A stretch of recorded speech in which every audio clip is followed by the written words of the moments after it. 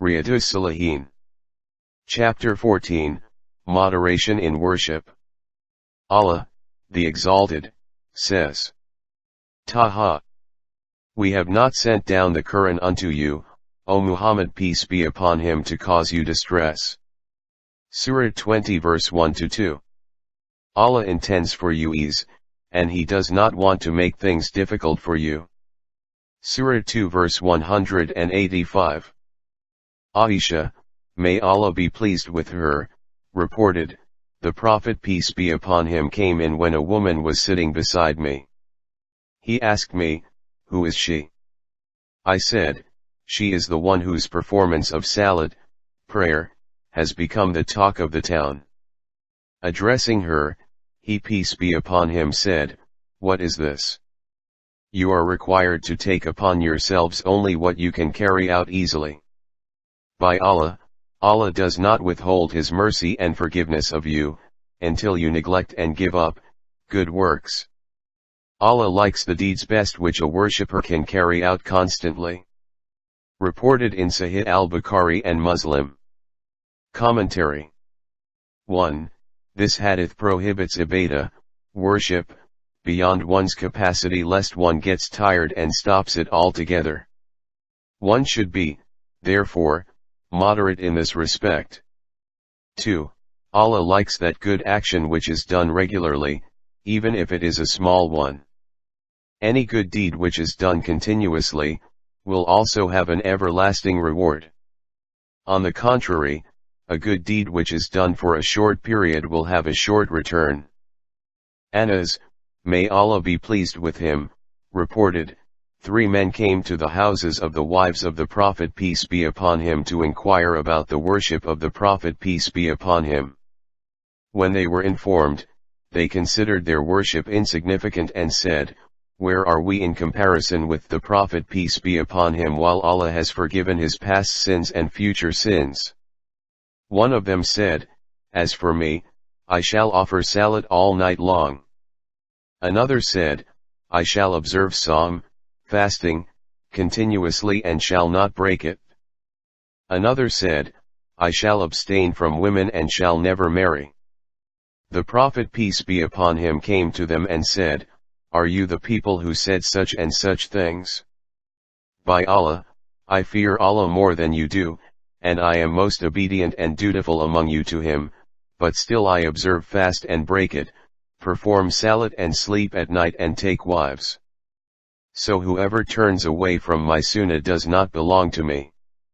Reported in Sahih al-Bukhari and Muslim. Commentary. 1.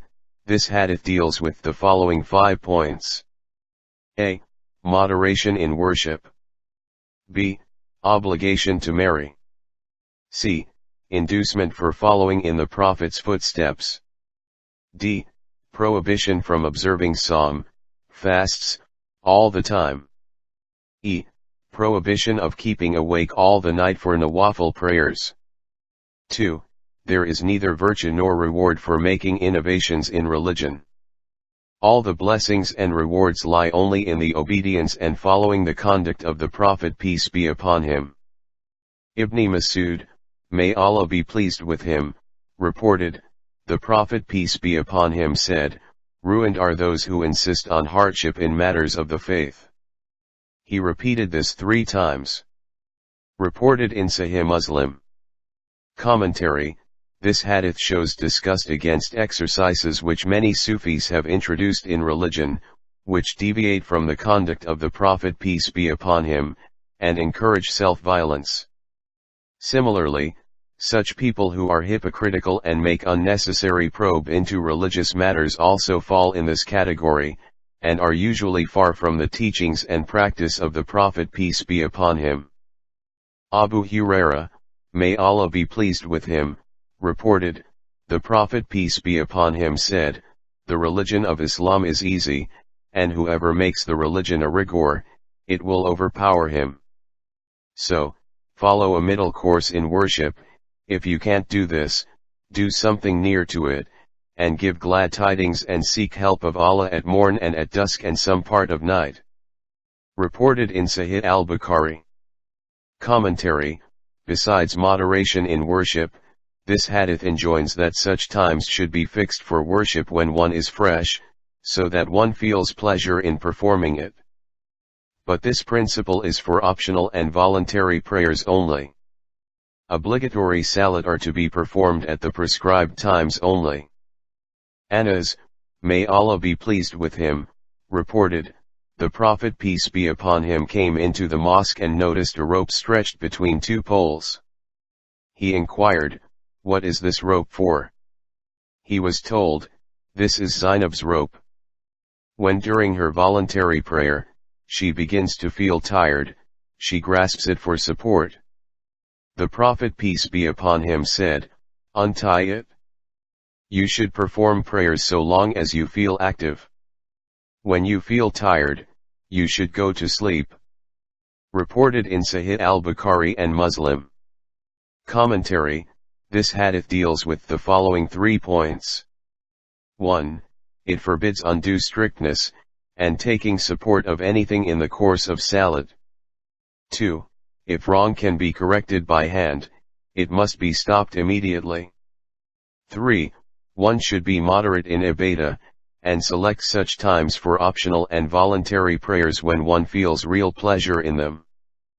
Aisha, may Allah be pleased with her, reported, Messenger of Allah peace be upon him said, when one of you feels drowsy during prayer, let him lie down till drowsiness goes away from him, because when one of you performs prayers while feeling sleepy, he does not know whether he seeks forgiveness or abuses himself. Reported in Sahih al-Bukhari and Muslim.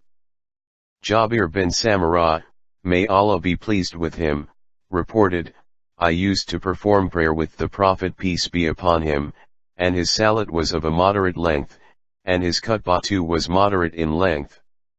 Reported in Sahih Muslim. Commentary, this hadith tells us that Imam should neither lengthen the salat nor give a long khutbah in the congregational salat, because both of these things are not according to the practice of the Prophet peace be upon him. Abu Juhayfa, may Allah be pleased with him, reported, the Prophet peace be upon him made a bond of brotherhood between Salman and Abu Darda. Salman paid a visit to Abu Darda and found Darda, his wife, dressed in shabby clothes, and asked her why she was in that state. She replied, your brother Abu Darda is not interested in the luxuries of this world. In the meantime Abu Darda came in and prepared a meal for Salman. Salman requested Abu Darda to eat with him, but Abu Darda said, I am fasting. Salman said, I am not going to eat unless you eat. So, Abu Darda ate with Salman.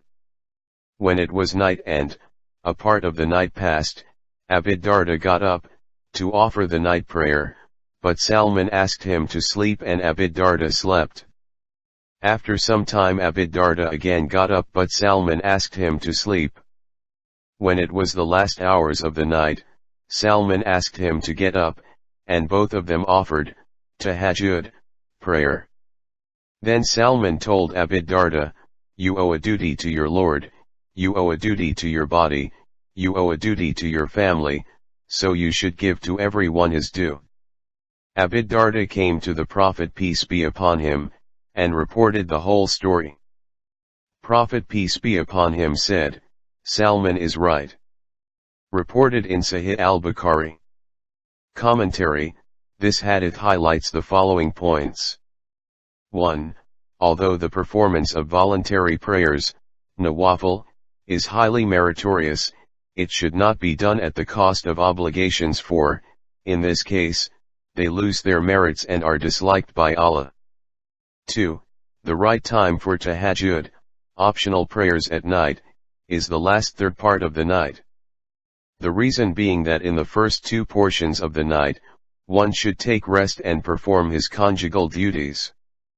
3. Voluntary fasting can be broken, for valid reasons, without any expiation. 4. It is permissible to establish fraternity on the basis of deen, and when this is established, the families so affiliated can associate with each other. 5. Muslims must provide right guidance to each other. 6. In case of need, it is permissible to speak to an unknown woman while observing the teachings of the Prophet peace be upon him in this regard, such as lowering the gaze and be as brief as possible. Abdullah bin Amr bin Alas, may Allah be pleased with them, reported, the Prophet peace be upon him was informed that I said that I would perform prayers the whole night, and observe fasting every day as long as I live. Messenger of Allah peace be upon him said, is it you who said this? I said to him, O Messenger of Allah, I ransom you with my parents, it is I who said that. Messenger of Allah peace be upon him said, you will not be able to do that. Observe fast and break it, sleep and get up for prayer, and observe fast for 3 days during the month, for every good is multiplied 10 times and that will be equal to fasting the whole year. I said, O Messenger of Allah, I can do more than that. He said, observe fast 1 day and leave off the next 2 days. I said, O Messenger of Allah, I have strength to do more than that. Messenger of Allah peace be upon him said, observe fast every other day, and that is the fasting of Dawood peace be upon him, and that is the most moderate fasting. According to another narration, Messenger of Allah peace be upon him said, that is the best fasting. I said, but I am capable of doing more than this. Thereupon, Messenger of Allah peace be upon him said, there is nothing better than this. Abdullah bin Amr, may Allah be pleased with them, said, when he grew old had I accepted the 3 days, fasting during every month, as the Messenger of Allah had said, it would have been dearer to me than my family and my property. In another narration Abdullah is reported to have said, Messenger of Allah peace be upon him said to me, O Abdullah, have I not been informed that you observe fast during the day, and offer prayer all the night? I replied, yes, O Messenger of Allah. Messenger of Allah peace be upon him said, don't do that.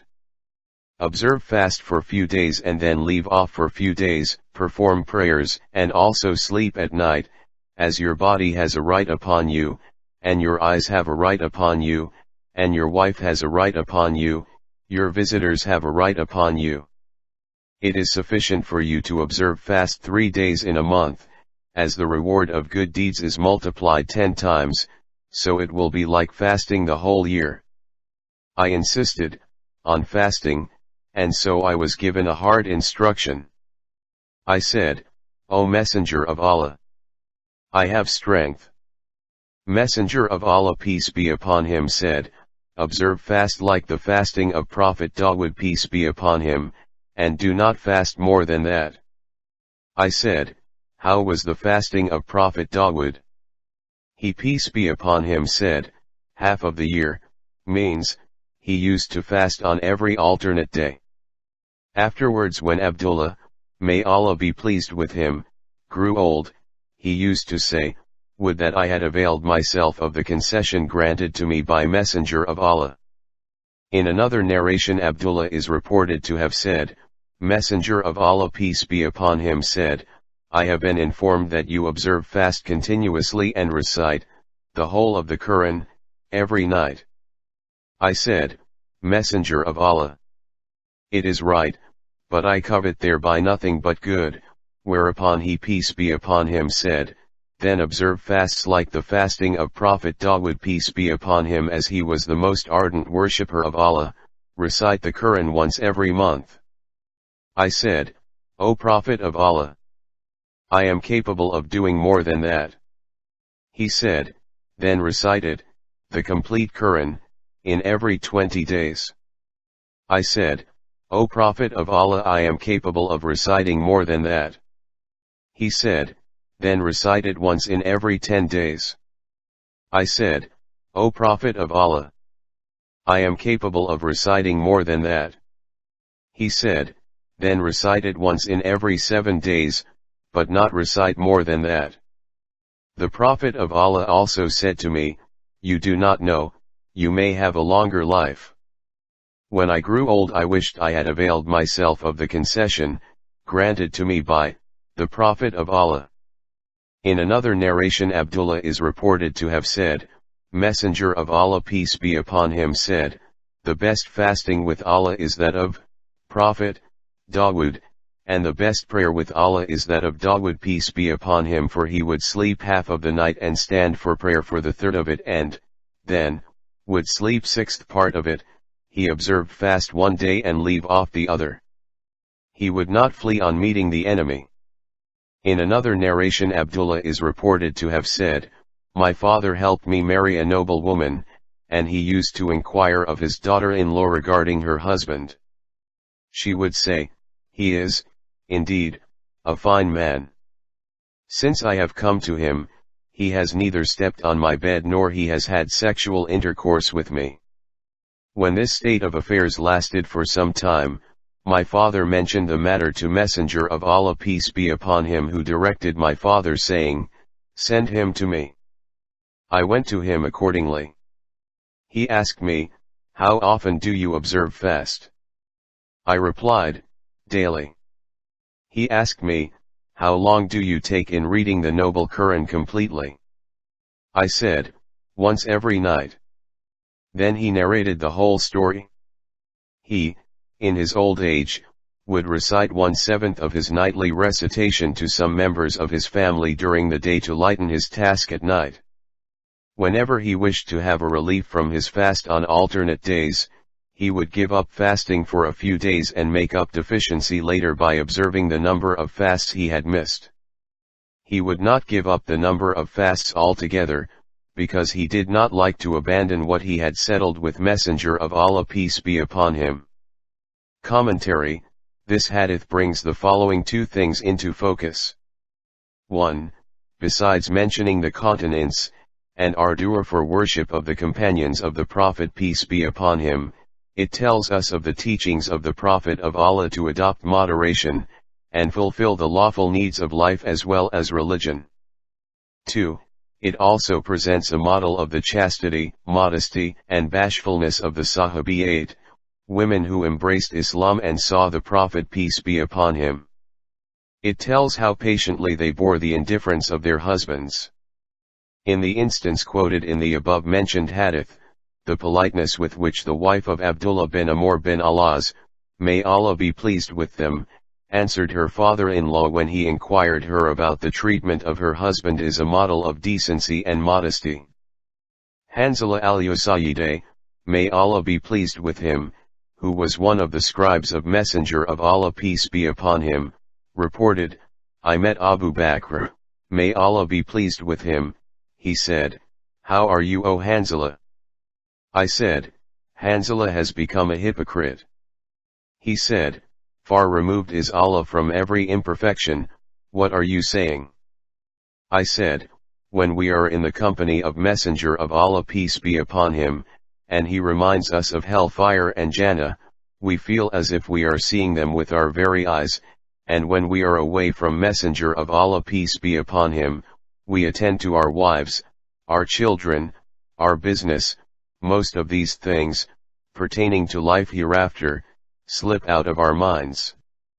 Abu Bakr, may Allah be pleased with him, said, by Allah, I also experience the same thing.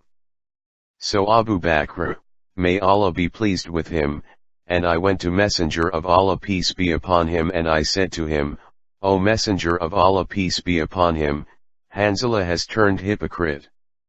Thereupon Messenger of Allah peace be upon him said, what has happened to you?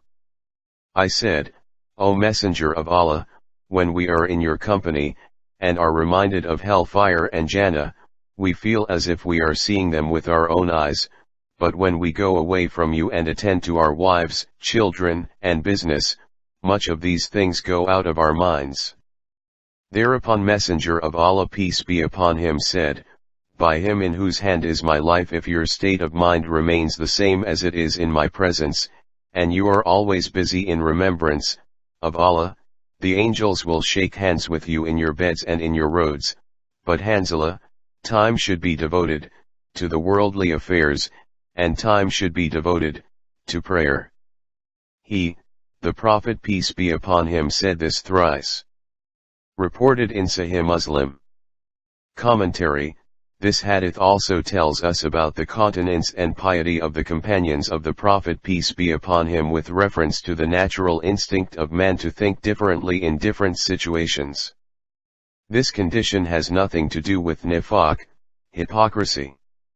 Islam is the deen of fitrah, pure nature, and takes the middle course in everything, and combines the benefits of this world and those of the hereafter. It also satisfies the needs of the body as well as that of the soul.